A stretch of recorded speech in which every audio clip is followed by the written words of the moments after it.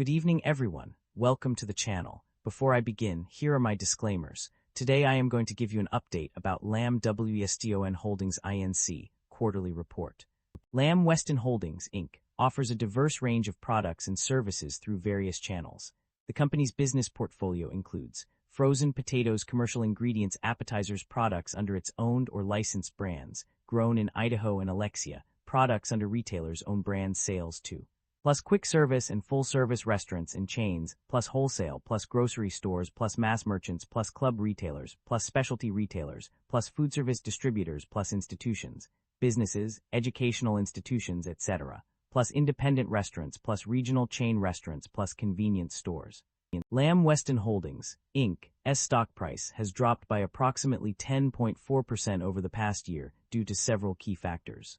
A significant decline in first quarter profit was reported, with net income decreasing from $127.4 million to $64.3 million, and diluted earnings per share, EPS, falling from $0.88 to $0.46. The company's second quarter results were also disappointing, with a net loss of $36.1 million compared to a $215 million profit in the same period last year. This was attributed to higher manufacturing costs and lower volumes. LAMB WESTON trimmed its full-year financial targets due to challenging conditions expected to continue. Additionally, the company's first quarter fiscal 2025 results showed a decline in net sales, income from operations, and net income.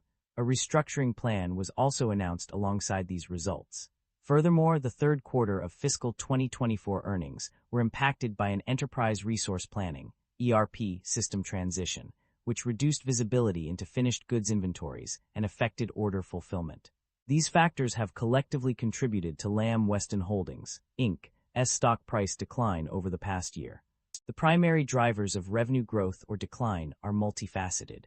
On one hand, revenue growth can be attributed to volume increases, positive customer momentum, and favorable foreign currency impacts. Additionally, the inclusion of an extra week in fiscal 2026 contributed to higher sales volumes. On the other hand, revenue decline is driven by unfavorable price/mix declines, particularly in North America. Higher input costs, depreciation from capacity expansions, and increased compensation and benefits also negatively impacted revenue. These factors highlight the complexities of revenue growth and decline, influenced by a combination of internal and external factors. Net income and profit margins decline. A shift in financial performance. The financial performance of a company has undergone significant changes between 2024 and 2025. Net income decreased by $63.1 million, from $127.4 million to $64.3 million, marking a substantial decline. This decrease is attributed to higher input costs, depreciation, and compensation.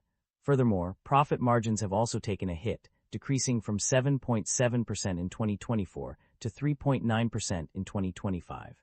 The primary reasons for this decline are pricing and mix pressures, increased overall input costs, and higher compensation. These factors have collectively contributed to the company's reduced profitability, indicating a shift in its financial performance. The company is generating a positive operating cash flow, indicating its ability to generate sufficient funds from its core business operations. This trend has been consistent over the past 2 years, with an increase in net cash provided by operating activities from $330.2 million in 2024 to $352 million in 2025.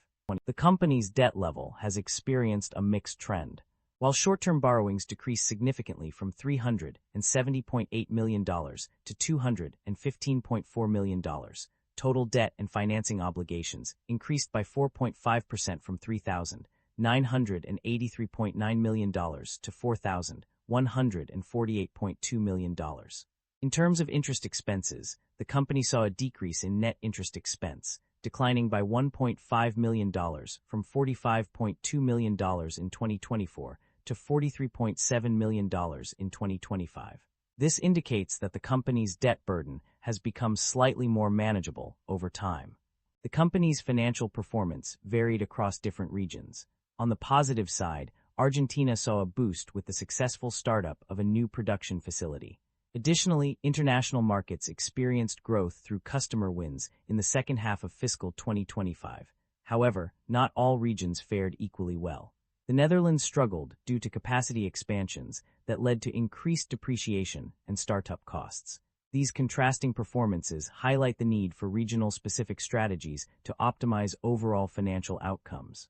Management is optimistic about the company's future despite uncertain economic conditions. The Focus to Win plan will drive growth through cost reduction and efficiency improvements. The company expects strong demand for its products in emerging markets and anticipates a favorable cash tax timing benefit of $35–45 million in fiscal 2026. With sufficient liquidity, management believes they can meet business requirements for at least the next 12 months. The company's financial summary reveals that it has engaged in two key shareholder return initiatives. Firstly, the company has paid dividends to its shareholders, with a total payout of $51.7 million in both 2024 and 2025. This demonstrates the company's commitment to rewarding its investors through regular dividend payments. In addition to paying dividends, the company has also implemented a share buyback program. In 2025 alone, it repurchased 187,259 shares, indicating that management is confident in the company's future prospects and is willing to invest in its own stock. Concerns about inventory buildup among a significant increase in inventory levels has raised concerns for the company's financial health. Between 2024 and 2025, inventories skyrocketed from $10.2 million to $136.3 million, a staggering 1,236% rise. This surge is largely attributed to an increase in raw materials and packaging costs, which rose by $43.9 million. Conversely, finished goods inventory decreased by $87.3 million. These fluctuations suggest potential supply chain disruptions and highlight the need for careful management of inventory levels to mitigate risks. That concludes the financial summary for LAMB WESTON Holdings INC. Feel free to comment below, and I will be happy to answer them when possible.